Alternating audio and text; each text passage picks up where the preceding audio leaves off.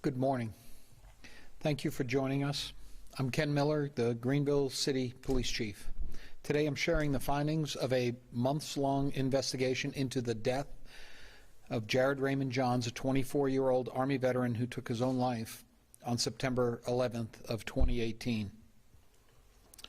We now know that at the time of his death, Jared was the victim of a blackmail scheme orchestrated by inmates in a South Carolina prison, which created sufficient mental anguish to cause Jared to believe that he was going to be accused of a serious crime with lifelong implications.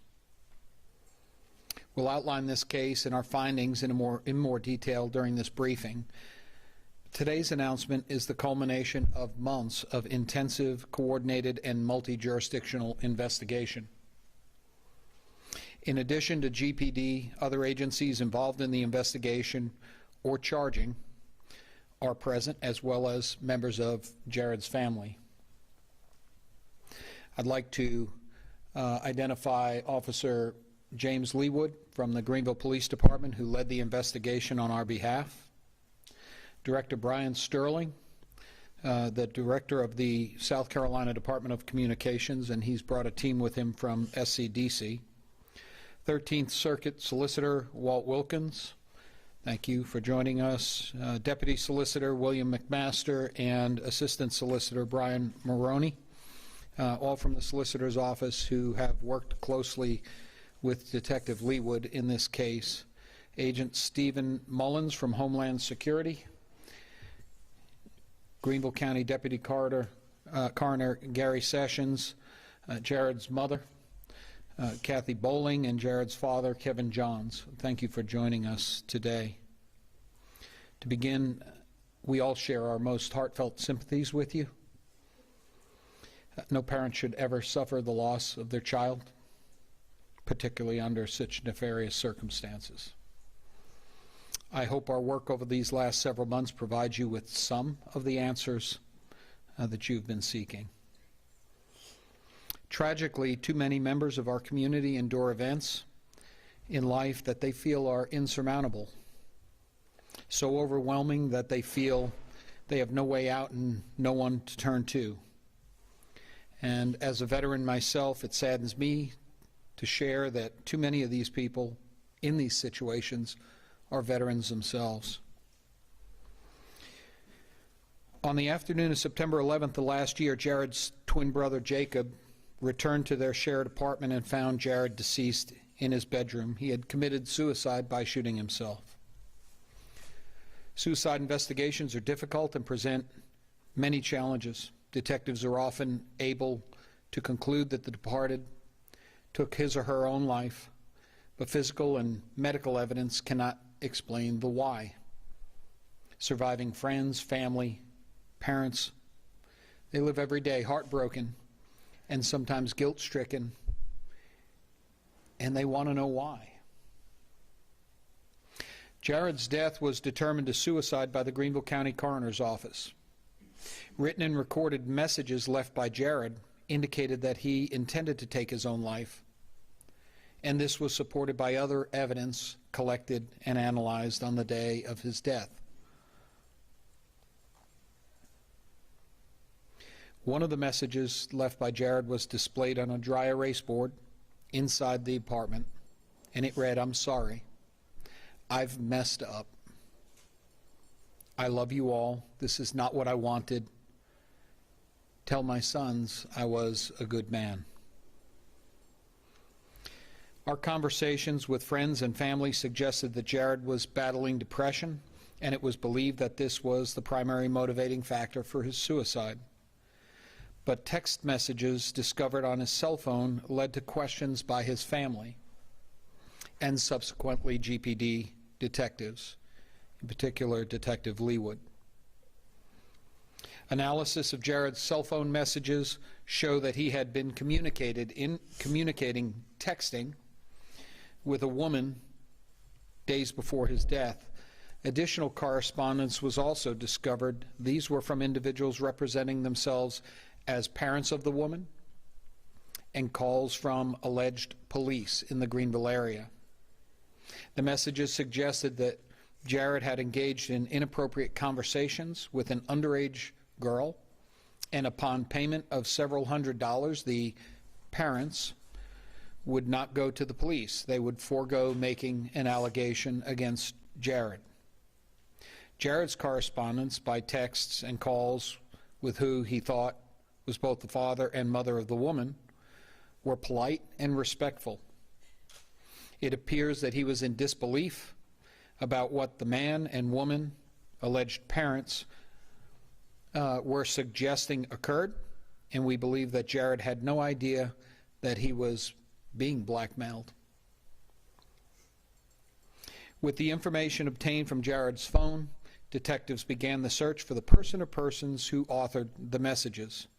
The first step in this process was obtaining phone data, subscriber information, as it may be. As investigators were determining the origins of the texts, Jared's family was contacted by an informer who had specific knowledge of a dating app scam. This individual provided detailed information about the scam and the persons involved, identified as inmates of a South Carolina prison. As the investigator learned more about Jared's case, he realized that this scam was part of a network of prison inmates targeting military personnel. With this information, GPD solicited the help of the U.S. Army's Criminal Investigations Division and the South Carolina Department of Corrections. Collectively, these men and women spoke with other victims, contacted unsuspecting men identified through phone records, interviewed inmates believed to be involved in the scam, conducted searches of prison cells, and further analyzed data to include text calls and cell tower locations. This months-long effort resulted in investigators identifying 2 inmates confined to Lee Correctional Institution in Bishopville, South Carolina.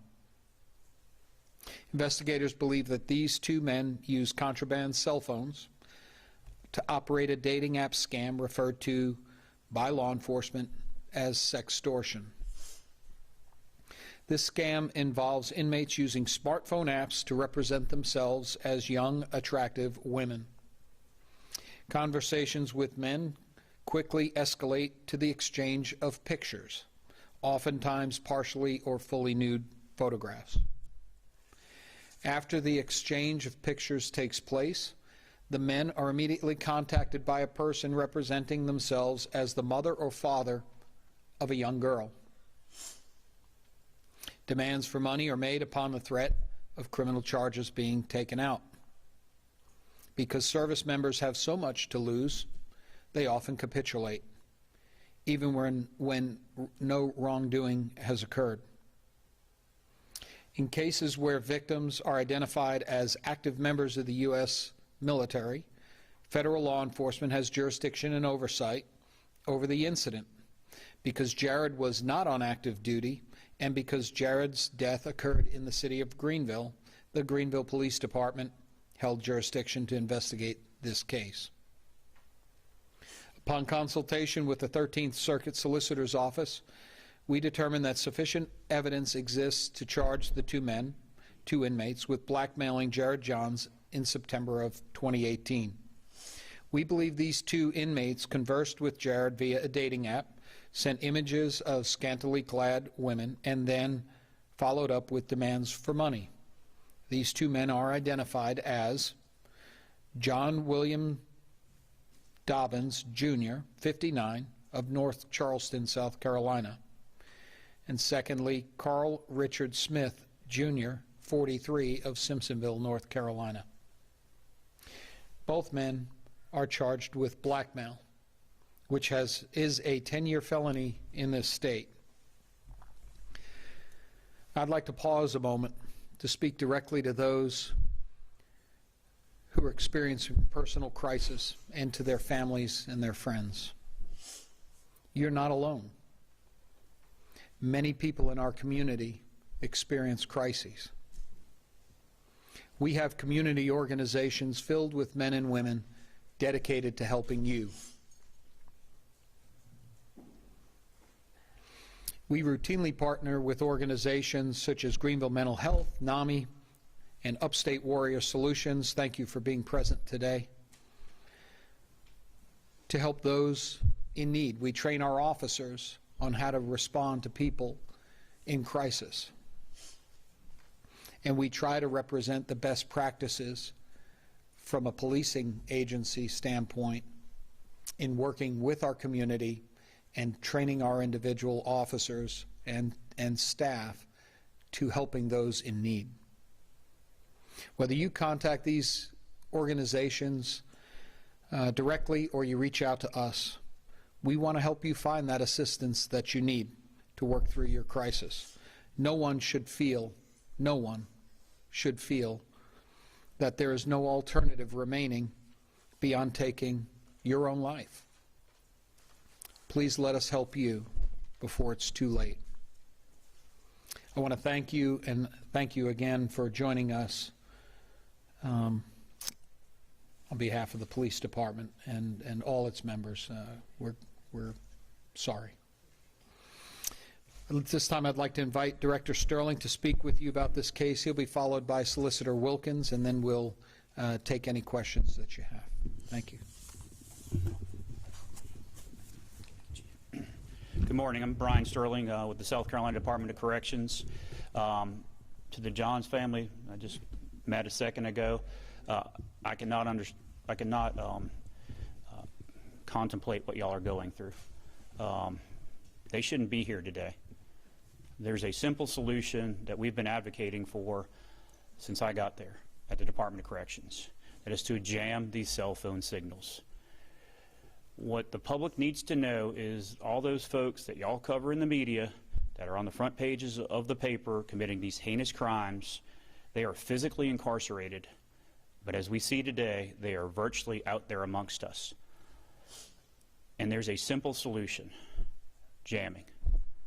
We could also do geofencing. We need the industry to come to the table with geofencing. We did a group, for lack of a better word, on cell phones in prisons. We've got a group of corrections directors, and we have the industry that came together. They studied it. They released a report last week, and one of the things that they said was that managed access can work, but the industry needs to work with us. How does that happen? Well, if we have a managed access system and the industry is broadcasting their radio frequency to a prison, for example, in this one, Lee, and I don't know what happened here, why they were able to make their phone calls out, but I can tell you recently, about a month ago, we saw a particular group of phones come in from a provider because they overwhelmed our signal, or they actually changed their radio frequency.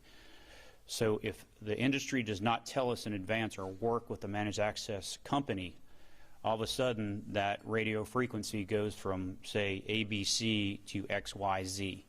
Guess what?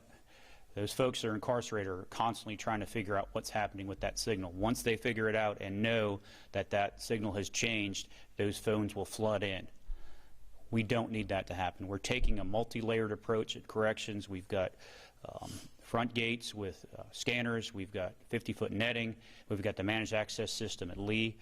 The other states, Georgia has it, other states have it, and what those directors have told us and what's come from these meetings is if the engineer changes that frequency, then the managed access system doesn't work. That's not how it works with jamming. They shut everything down. No signal can work, no radio frequency signal can work inside those institutions. That's what we need. Senator Graham, your Congressman Timmons up here in the upstate have filed bills, and the House and Senate respectively, that will allow us to jam cell phone signals inside a housing unit. That is a tremendous step in the right direction. Senator Cotton from Arkansas sponsored that bill. That is, we need them to pass that. We had a jamming test at Broad River Road where I was designated as a special assistant or deputy marshal. And we brought a company in to jam with the help of the Bureau of Prisons. Rod Rosenstein, Beth Williams from the Department of Justice pushed this through. There was internal pushback, I would say, from some folks, and they got it done. We had a jamming test that would literally split this room in half. If you're on one side, your phone would work. If you're on the other side, your phone would not work. Bleed over is a red herring. Technology has advanced so much There is no such thing as bleed over. And specifically with this bill, we are just going to be jamming inside a housing unit. We don't have to worry about bleed over in South Carolina, especially our prisons, which mostly are in very rural areas. They don't put prisons in South Carolina in neighborhoods. They're in very rural areas. Earlier this week, I was with Captain Robert Johnson, Air Force veteran who worked at Lee. He was a contraband officer at Lee. A cell phone was used to put a hit out on him back in the late, about 2008, 2009, I believe. It was before I got to corrections. It was such a sophisticated plan that they found out where he lived, and they used the .38 so there would be no evidence, and they shot him 6 times point blank in his house because he was doing such a good job of finding the contraband inside Lee Correctional. He has testified in front of Congress, I believe. He's testified in front of the House and Senate here in South Carolina. I thought that was going to be the only example that we would need to wake up Congress and the federal government that we need to jam these cell phones. Unfortunately, today, we're here with another example, and we shouldn't be. This has been something we've been calling for 4 or 5 years now. It happened when Captain Johnson was there under Governor Mark Sanford. We had Director Osment was there. We've had testimony with Ajit Pai, the FCC chairman. They're willing to help. Governor McMaster worked with the Attorney General of the United States. Jeff Sessions at the time wrote him a letter asking him. They got involved because of this. Now, if now's not the time, then when? This should not happen. These folks that are incarcerated are victimizing society, and that's one of the points of prison. It is to get dangerous people out of society, to rehabilitate, but to stop them from continuing to victimize society. And it happened again. And it's going to continue to happen until we can get this law passed to allow us to jam these cell phone signals. We need the industry who has come to the table and working with us to press Congress to do this. The governors across the country, the attorney generals, the police chiefs, the solicitors, everybody is asking Congress to do this. We need them to do this. We need to have a hearing. We need to have testimony, and this bill needs to pass. I can't look another mother in the eye and say, you know, there's something that we could have done. There's technology out there that would have saved your son. I want the industry and the executives to tell us why they're not for jamming. It works. They can use it in Europe. They use it in Australia. They use it everywhere else. The federal government can jam, but South Carolina prisons cannot. Prisons across the country cannot. It's very frustrating being a director to see not only the Johns family here, but also to see my officers victimized over cell phones. It's very scary to be an officer and go and work at the South Carolina Department of Corrections and know that those folks that are incarcerated can reach out and touch you or touch your family. I want these folks to be able to communicate. Most of them are getting back out. I want them to talk to their family members. I want them to lawfully talk to their family members. We need jamming. We need it yesterday. Not tomorrow, not next week. We need it yesterday. Thank you.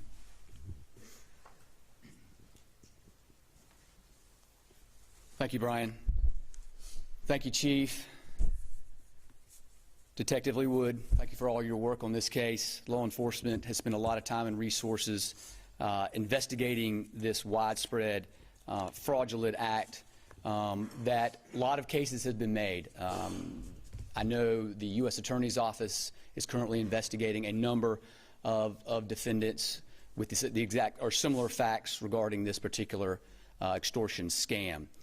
In this case, Carl Richard Smith and John William Dobbins have been charged with extortion under South Carolina law. Each charge carries 10 years as a maximum possible penalty. Mr. Carl Richard Smith is currently incarcerated in the South Carolina Department of Corrections. He was convicted in 2015 in Greenville County for assault and battery of a high and aggravated nature. And Mr. John William Dobbins is currently serving a 25-year sentence incarcerated in the South Carolina Department of Corrections. He was convicted in Lawrence County for a third meth offense as well, so a third drug offense. So they're currently serving extensive prison sentences at this time and are now going to be back in Greenville County at the appropriate time to stand trial for the charges against them, which is the blackmail extortion, which the chief has explained. In essence, they were running a scam out of the prison system in Lee County, and that scam was trying to get money out of a dishonorably charged individual. We know that the investigation began with the suicide of the individual, and that's how this investigation began. That occurred on September 11th, 2018. That's how this investigation came to know that they were using the dating apps, posing as parents of a non-existent child and trying to extort money out of them. In this case, we have seen the result of a suicide that has occurred, directly resulted to the scam. But the charges that are currently stating are the extortion against the individuals. They carry 10 years.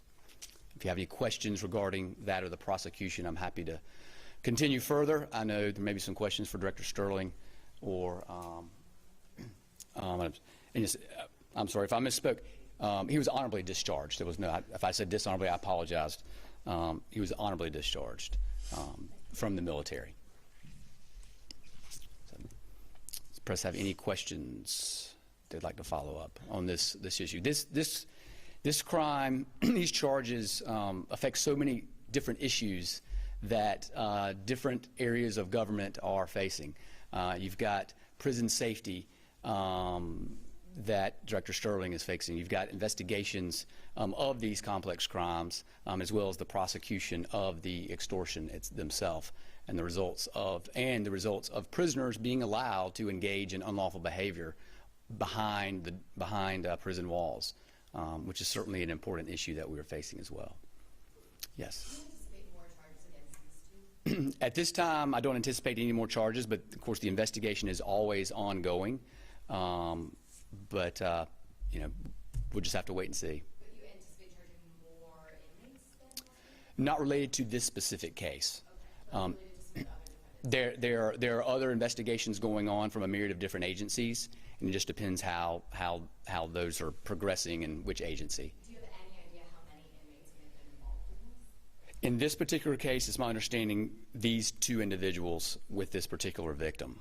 But with the dating app scheme in general? It is widespread, and it is widespread from investigations from federal departments through the city police department as well. So it is widespread throughout the state. I don't have statistics on how many current charges are pending related to a scam with these similar facts. I know that the U.S. Attorney's Office has a number of pending charges against individuals.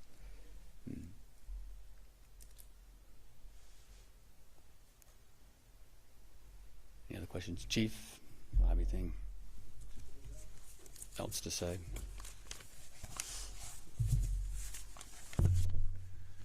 Okay, thank you. If there are no questions for the police department, that'll conclude. Do you have a question? Yeah, so we know that there were others obviously involved in this, other veterans targeted. Can you explain why they were targeting veterans in this case? So I don't really have the answer to why they were targeting veterans. And the question was, do we know why? And so I don't have the answer to why, but what I can tell you is that there's an abundance of evidence that suggests that they were, because other veterans have come forward. I believe in our press conference that we had back in the fall, there was they would say, if you're it was a veteran or current military, we're going to let your supervisor know, and I think that was another pressure point why they were doing it. That's the allegation that U.S. Attorney brought forward when they were talking about this. And it could be just because of the sheer nature of the command and control environment in the military and the impact that they felt like they had a ready pool of victims. But I don't know that we've established that, particularly in this case or in general, at least not from our perspective. Yes, sir. Do we know why or how the individuals involved got cell phones? Is that been... Well, Director Sterling, he can speak to that. I can tell you that they come in all kinds of ways, including drone drops. So they have been doing their level best to try and control that and bring that to public attention. and legislative attention for many years now. But Director Sterling? I mean, they get them any way you can think of. I mean, we put the netting up, so that's stop the throwovers, but drones are a problem. Sneaking them in front gate, back gate. That's why we have these new devices to scan your whole body, which will help us. We have officers and staff, not just our correctional officers, but sometimes clergy, visitors, medical staff will sneak them in. So you name it. I mean, they have all day to think of ways to do it. And it's a chicken and egg thing, because the cell phone, that's how they're able to pay for more cell phones. These things should be turned into bricks in inmates' hands. And again, you've heard me say this once, you're going to hear me say this until they do it. We need to be able to jam cell phones. No one has given me a good reason why we can't jam cell phones. So they have all day to think about it, all day to do it, and we do everything. We spend a ton of money, tax dollars, to stop these cell phones. It's a layered approach. We're doing better. Our numbers are down, but we still, with one simple piece of legislation in Congress, we could put in jamming devices across the country in all the prisons, and this would not be a problem. Another example is from North Carolina. We had a couple of years ago where a U.S. attorney's family was targeted. I don't know if y'all recall that. They were able to recover the father before something happened, but that's just another example of inmates reaching out beyond their prison walls. Next time you drive by a prison and you see the fence and everything, you can say, okay, they're physically in there, but they're out there amongst us, doing what you see today. I have a question for Dr. Sterling. There has been pushback about jamming cell phones because of safety concerns. If something were to happen inside the prison, people being able to make a call outside the prison to ask for help. What do you have to say to those concerns of safety? That's another red herring that's out there. We use radios, so that's how we communicate. And if we didn't have cell phones, right now, unless someone has a whitelisted number, their phone will not work inside the or it's not supposed to work inside the institution unless there's, as I discussed earlier, a change in radio frequency. We use radios that outside law enforcement uses. That's how we'd communicate, and I would be perfectly fine with that. So the case of Jared Johns is a completely preventable case. Completely preventable suicide, death, loss of a loved one. And there are cases over and over again. You heard Director Sterling point to several. And so we have criminals behind bars committing additional crimes and victimizing people who should be protected from them. And so the issue that Director Sterling has brought forward is a real one. He has worked incredibly hard, and his team has worked incredibly hard to try and do the right thing for the people of South Carolina. And everywhere he's turned, he's run into an obstacle. Even when he's been able to find a solution, there's been another obstacle. We need help. He needs help. Our community needs help. Our state needs help. And the time to act is now.